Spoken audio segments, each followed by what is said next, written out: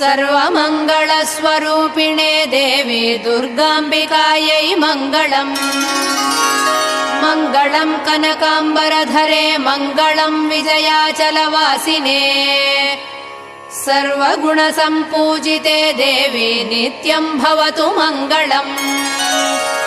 वरदाभयहस्ते भवानी निखिलेश्वरी बाला त्रिपुरसुन्दरी देवी नित्यम् भवतु मङ्गलम्।